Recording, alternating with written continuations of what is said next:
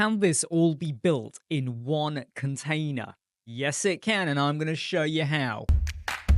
And just to prove to you that I'm not cheating, if I expand on my container in the structure, you can see what the layout is. We have one parent container, we have a WordPress menu, we have an icon list button, and then we've got a lot of headings. Now, you don't have to have as many headings as what I've got here. I've only done that because of what the information that I was putting in. You could have text editors, you could have other widgets as well. But let's just go and explore every one of these components, and you could easily replicate this as you're watching. So we have a Flexbox container. It's set to full width, 100% width, 100 VH. I've got it set as a row. I've got my wrap on. My align content for my wrap is set to start. I will show you what it would have looked like if we removed that. And I've got my content justified into the middle. So I'm just going to show you what it would look like if it was a column. It would look very, very messy. Let's pop it back to a row. If I took off the wrap, well, now everything is just going to sit in a row. If I go down to align content, normally when you wrap your row, it may look like this. And you can see that some of the items have gone to the bottom, some into the middle. And you may start messing around with all of these items over here in terms of aligning and justify. That's not what you do. You want to go down to align content, and I wanted everything to sit at the top. Why? Because I had an image, and this particular image, the focal point is the person over here. And I wanted, and by the way, when it comes to building something like this, I purposely went for an image where there was a lot of empty estate. You could use an existing image and add in a gradient or a curved radial gradient or something at the top, but I wanted it to be as neutral and clean as possible so that when I have my text, I'm not having to add on separate child containers or background colors and gradients to make the text be visible. And yes, this does look absolutely fine on the tablet and mobile, and I will show you that when we get to that stage. So we have a container, we got our row, align content, and you can see that obviously I have got justified over there. You're going to wonder, you just hit start, so why did the text not, or the header not move onto the left-hand side as well? Because that particular heading has been centrally aligned, and you'll see that when we get to the settings. Seriously, this is not going to take long for us to go through. So there's our container. If I go to the style tab, all I've got is a background image, bottom center. Why is it bottom center? Well, if I go for center, it's not going to move much because of the size of my screen. But if you imagine your focal point is at the bottom and you go for center, it might suddenly chop off like part of their body. So I wanted to go for bottom center. Again, these are things that I think a lot of people do sometimes overlook. They have an image and they ignore the fact that there is a focal point of the image and they just shove it in there. And they kind of forget that, well, maybe if you'd popped it into a bottom left or a bottom right, it showcases what the point of the image actually was. Don't assume that images are just images. I mean, a lot of us that take photographs, we just take a photograph. But a lot of images that you get from stock photography or from people, they will have had a focal point where they're trying to draw your eye. So always pay attention to that. No repeat, cover, etc. There is no there is no overlay actually added. Ignore that where it says 0.14. There is no overlay added. Advanced tab. I've got a bit of padding of 20 pixels all the way around, and that's it. There's no custom CSS, nothing added. And by the way, what we're going to be doing here, I'm not using any extra code or anything like that. I'm keeping it really, really simple for you. So we've got a container, a row, wrap, aligned, all of that, and we have a background image. And then into here, I dropped in a WordPress menu. This is just your standard WordPress menu, right? Go and align it however you want to align it. At what point is the toggle going to kick in? What are your colors? I will mention, though, that I made sure that I looked at this image before I decided what the color of my text was. And if you notice, there's a bit of green in that image. There's a lot of gray, but there is some green tone. If you look hard enough, you're going to see it is visible within there. This particular color is a very murky, dark green color. I always find that if you can get your font colors to kind of match or fit with the main image of your hero container, it works really, really well. So if this image had tones of red and I went for green, you could just about get away with it, but you're kind of shifting the viewer into accepting different colors. If your website is very rainbowy, you can get away with it, but always pay attention to your branding. your colors that you're using. So there's the colors. And again, this is just basic. This is just a heading. You go and set your sizing. And I will let you know that I am using Montserrat. We're on 1 REM and I've got a weighting of 600 semi-bold. So nothing fantastical going on there. That is it. Okay. I am going to come back onto this though, because there is something extra I did with it. So when I said there was nothing extra, I'm lying. There was something extra, but I just want to show you what the top bit is. Then we have an icon list. Now, why did I use an icon list? This could have been an image for your logo. This could have been an SVG for your logo. The reason I went for this is just because all of this is fake. This is not a real website. So I just went and created a name called No Bound with no space. And I added in a mountain icon that you can get within the standard font awesome library. It's in there already. And all I did was go and size them up a particular way. So my icon is 17 with a bit of gap, -1 on the vertical position, just to make it sit in a particular place for where I wanted. And if we go to the text, again, I'm using that dark green color and Montserrat 1.4600. That's just a fake logo. I am going to come back onto that again. Remember, this is an example dummy website, but because I wanted to have an icon next door to the heading, rather than getting an icon and a heading and then stitching them together, it made sense just to use the icon list. And again, that is something some people do forget. Maybe someone has got a particular logo because that's their brand, but you're like, oh, we need to have the company name as well. And they don't have the company name as part of their logo. Well, if it's an SVG, you could actually combine it. It's really simple. You've got the widget there for you. Then we have a button. This is just your standard button. Okay, go and add in your text, go into your styling. Again, I'm using that dark green color. I hope it's visible on there. If you want to add in border radiuses, hover, make a solid border, whatever you want, okay, you can go for. Now, this button I will come back onto later on when we get to the mobile as well, because at the moment, there is no border. It says solid, but it's like, there is no border added. There's no width. When we get to the mobile, I will be adding a width, and it will make sense why when we get to that. Now, let me revisit all of those items back in the top. Remember, we've got row. And if you look carefully, can you see how that logo is positioned beautifully in the center for exactly where it needs to be?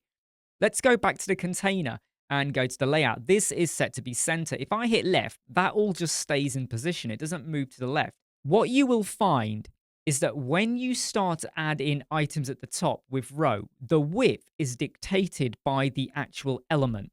So the width of this is actually quite small. It's going to be the icon and the heading. The button will be just the button. The WordPress menu will be just the WordPress menu.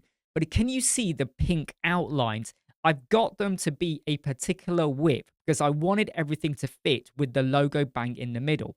I'm maybe not explaining this very well, but if you add custom widths, you can control how much estate they take across your website. If I had gone for space between, can you see how my items here move out? Now, none of these items moved at the top. And again, it's because I've controlled the width. Again, you will understand later on why I made it be centered. It was basically to control how these looked on the page. Anyway, back to the top.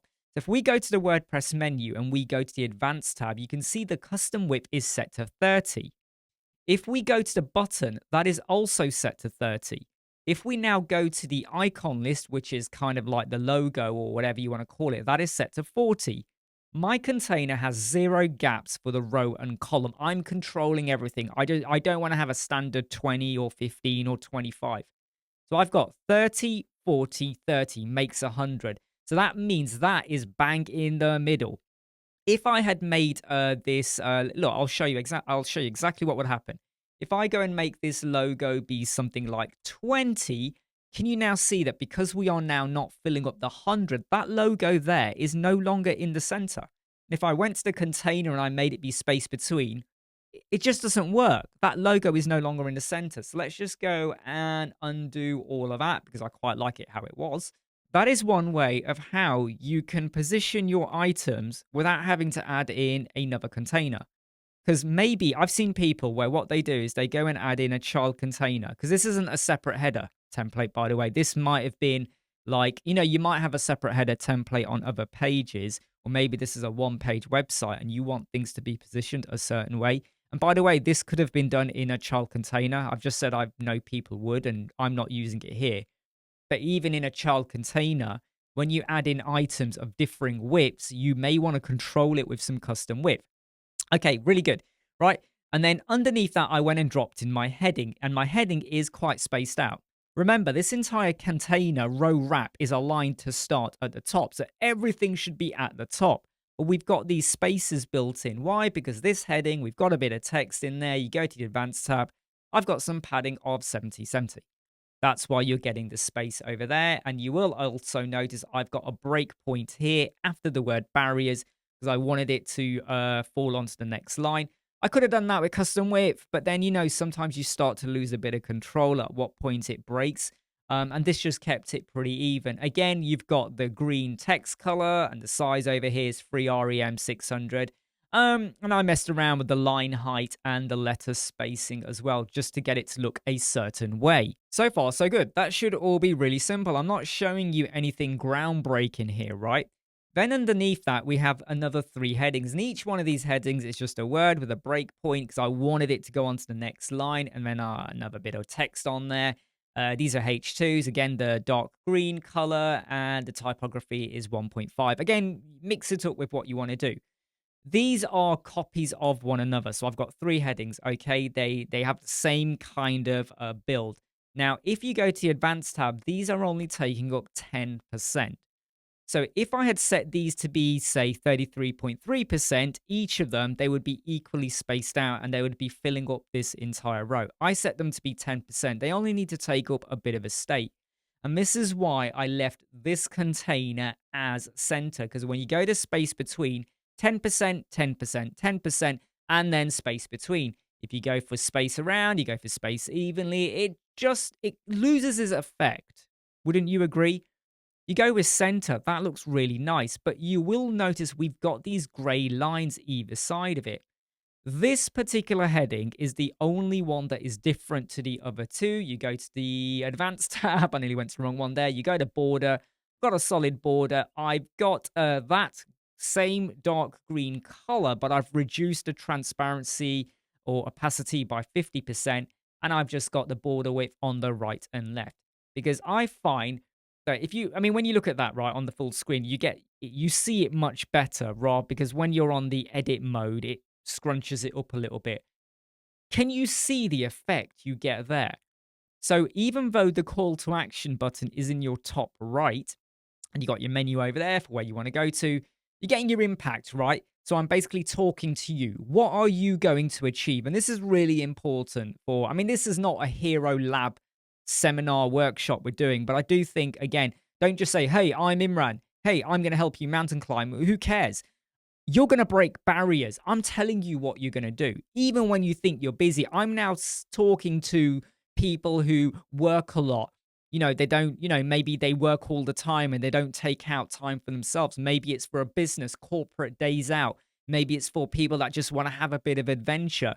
There's a lot you get out of that impact headline, statement, banner, whatever you want to call it, than what I see on a lot of other websites. So please take note and try to understand who are you talking to, what are they going to get out of it, and who's it for? And I might have repeated myself there in who's it for and who you're talking to, but they are actually quite different as well. And then I'm kind of telling you about what you're going to achieve. And again, these aren't buttons, these aren't links, these are just statements I'm making. Build endurance, beat stress. I'm stressed out now. Reclaim energy. And then I have my image. Now, this is not the clearest image. I just went and got this off a pexels.com website. Try and get a much more clearer image, but I'm just demonstrating what we did here. And that, my friends, was everything done in one hero container. And when you go to the tablet, it looks okay. But do you notice some differences? I'm going to just let you stare at the screen. What do you notice? Let's go back to the desktop. Look at the menu. Look at the logo. Look at the button. Let's go over here.